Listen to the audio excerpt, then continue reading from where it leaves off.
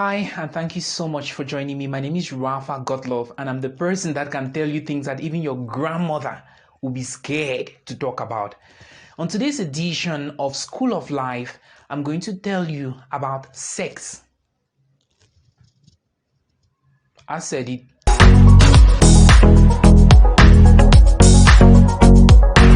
Dr. Stricher of the Groningen University in the Netherlands, he's a scientist, he found out that sexual orgasms and desires and cravings are one of the most intense experiences that a human being can go through, and that these orgasms and desires, they shut down the part of your brain that is responsible for notifying you to danger and situations that can put you in danger. It shuts down your reasoning, and it shuts down the part of your brain that notifies you that something might be dangerous.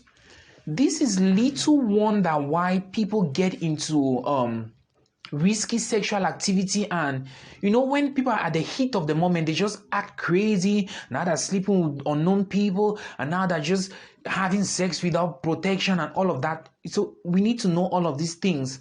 You ask yourself sometimes, and you ask people like, how could you have unprotected sex? You know better. They know better, but at the heat of the moment, hormones and all of that, you don't think straight no more.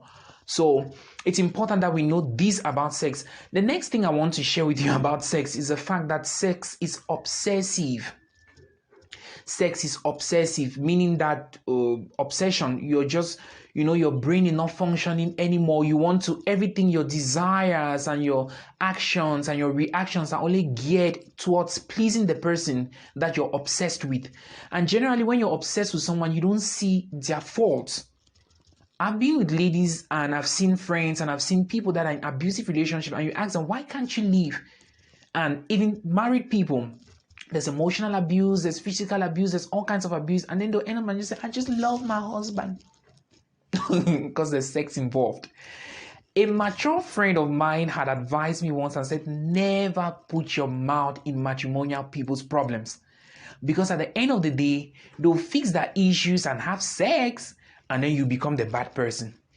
And did you know that Rafa was telling me that I should leave you? And did you know that Rafa was including? And then the husband starts saying, don't associate yourself with Rafa no more.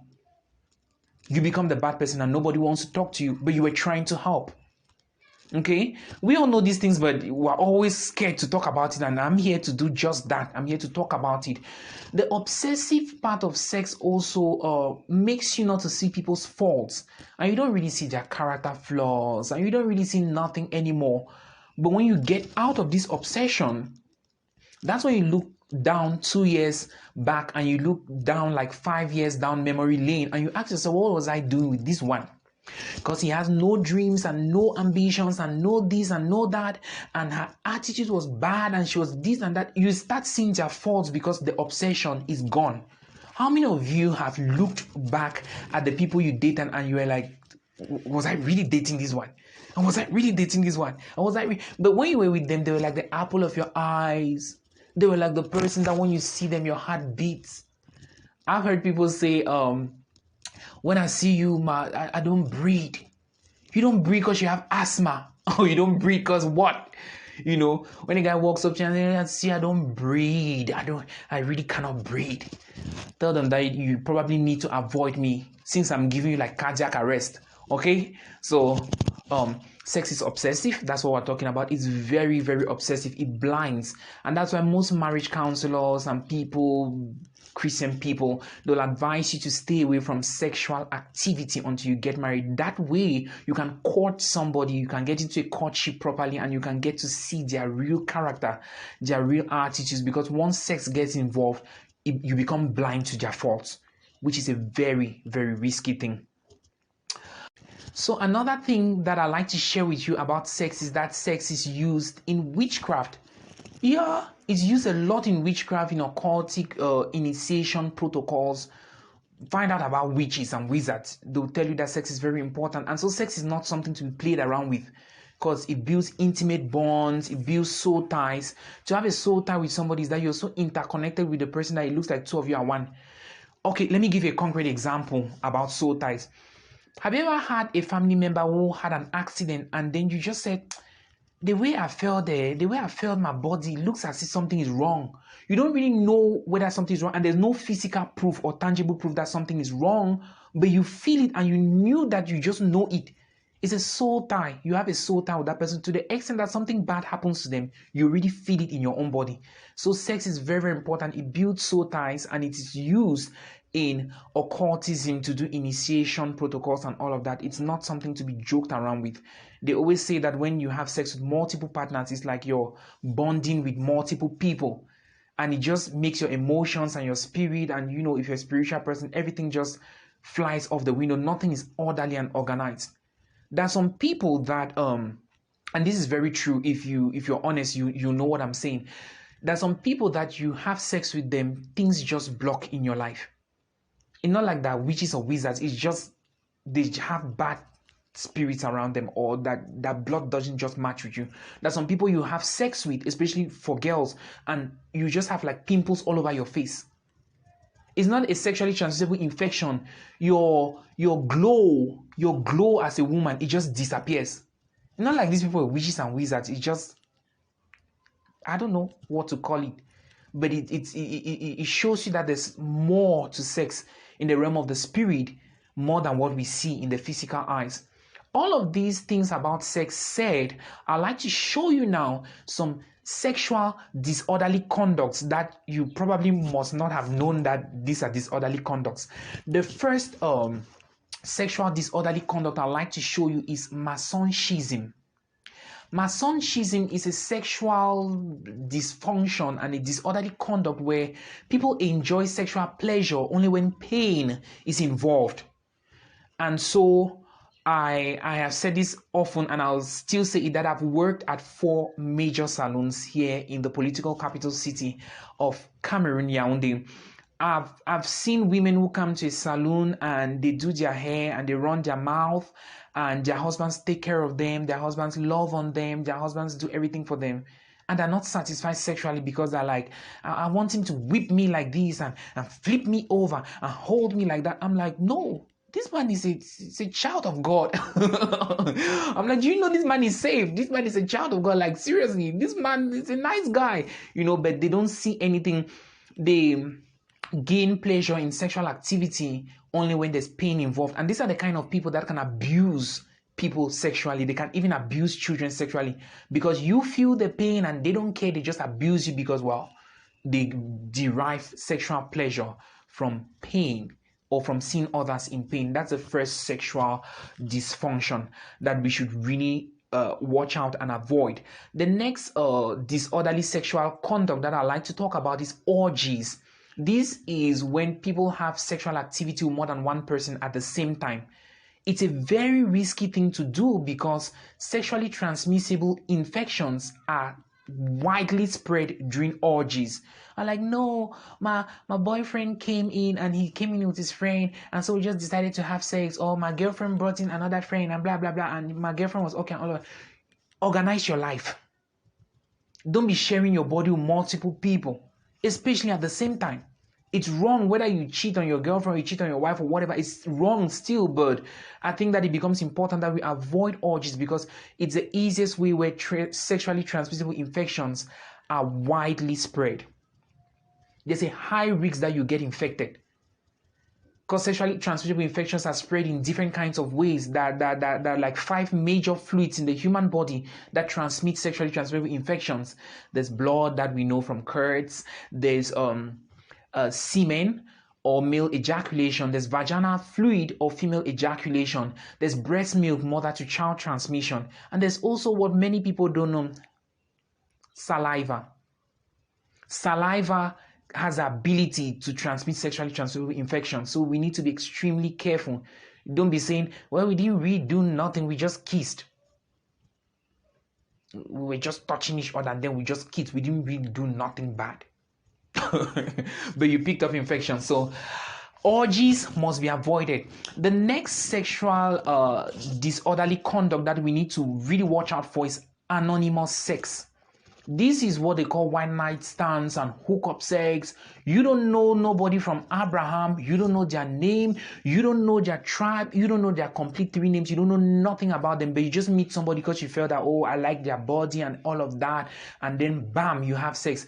People have sex in nightclubs. People have sex outside on public roads. People have sex in club bathrooms. Just anonymous. It's somebody you don't know. It's an anonymous person, and now you're just shacking up and hooking up with them because it's the heat of the moment. Remember, we said that Dr. Streicher from the Groningen University in Netherlands had said that he researched and found out that once you're in the heat of the moment, you take dumb actions because sexual hormones and all of this desire shuts down the part of your brain that alerts you to danger.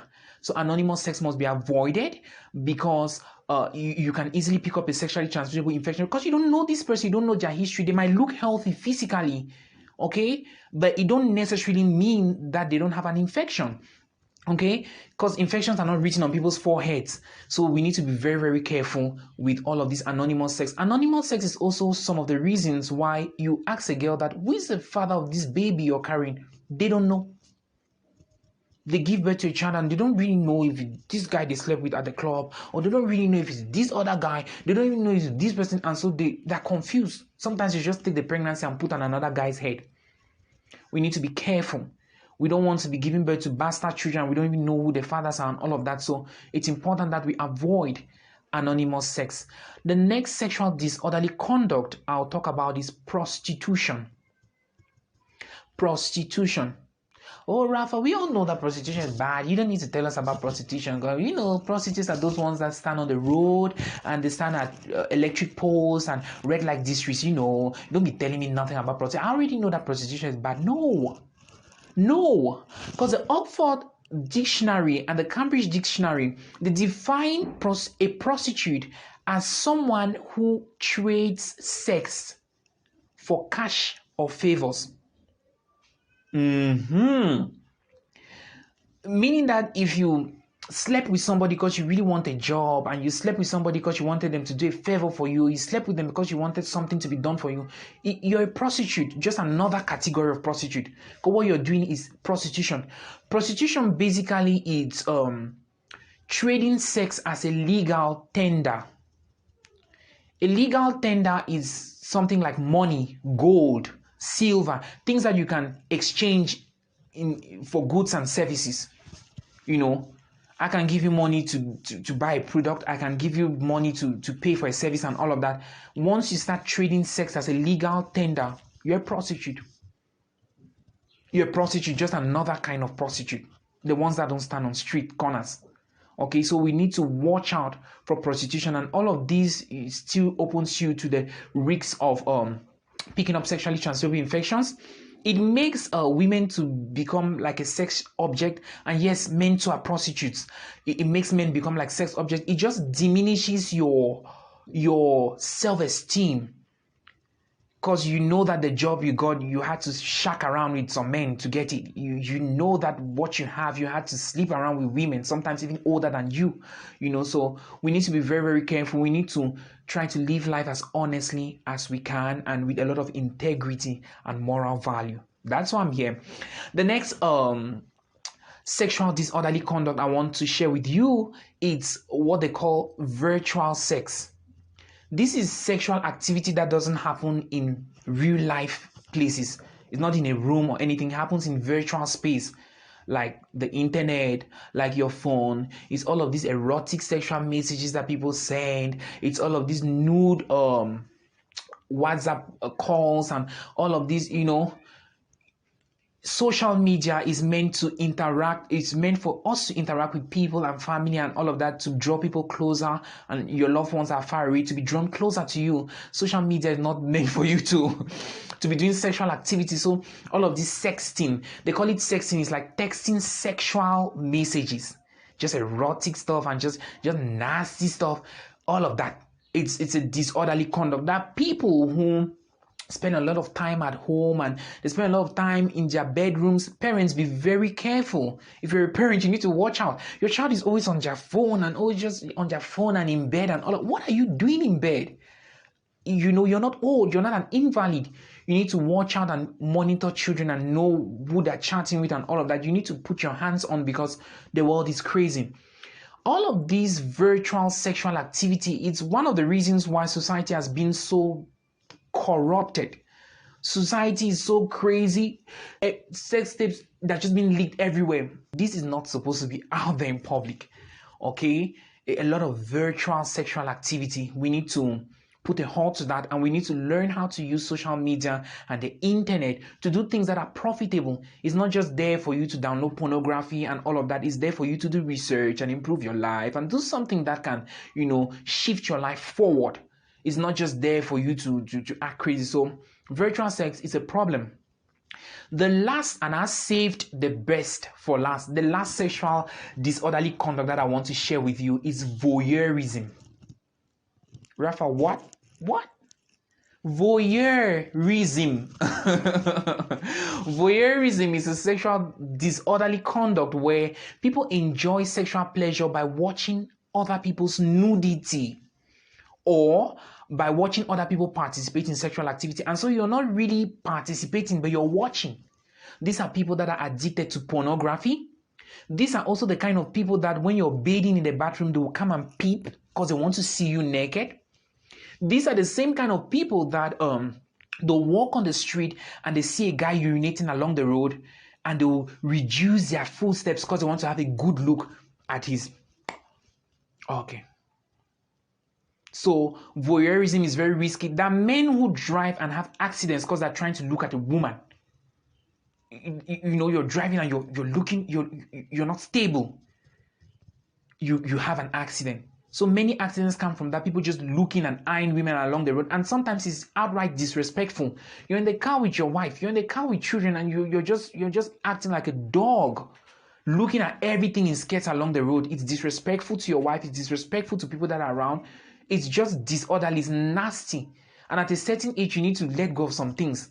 So these are the sexual disorderly conducts that I have shared with you. I've also told you a lot of things about sex, and that sex is spiritual, and that sex it's something that can make you blind.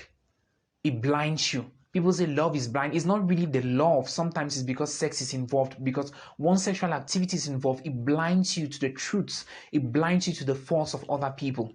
So this is it. These are things that people would not want to readily talk to you about. These are things that people would not want to feel free to open up and really tell you that this is this and that is that. But I hope that you've learned something, and that from the things that we just shared, you might be able now to start organizing yourself. If there's a lot of pornography in your phone, you start getting rid of all of that and reorganizing your life and putting your life in order so that you don't become a slave to sexual activity. Because anything that controls you, anything that they call it an agitating passion. It's an agitating sexual passion. I can't help myself. I can't help myself. I can't help myself. Now you're already in trouble. Now you're in all these kind of crazy situations. You need to get rid of all of these things and organize yourself and become the master of your own life. I hope that I've been useful to you. If I've said something that has offended you, I'll again apologize. I am sorry, but my intention is not to bruise you or to hurt your emotions. My intention is to open honest and clear conversations and just call a thing so that we can move forward. Because where there is honest conversation, then we can really find out what are our faults and our different things and then organize our lives. That's my intention, to make you better than I met you. Okay? To share something with you that can leave you, making your life better. My name is Rafa Godlove. I'll see you some other time. Bye-bye.